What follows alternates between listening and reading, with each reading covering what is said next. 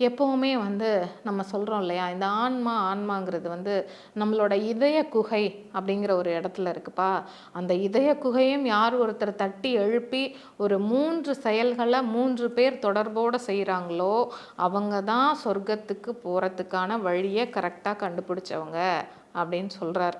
அது முதல்ல என்ன சொல்கிறாருன்னா, ஒரு 3 பேரோட தொடர்பு ரொம்ப ரொம்ப அவசியம் எல்லா மனிதருக்குமே அப்படின்னு சொல்கிறார்.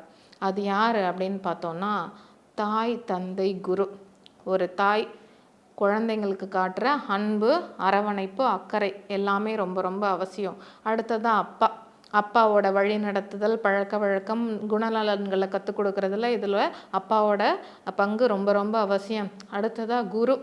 ஒரு இறைவனை எப்படியெல்லாம் போய் சென்றடையணும், அந்த இறை கருத்துக்களை நம்ம கிட்ட கொண்டு வந்து சேர்க்கறது ஒரு குரு.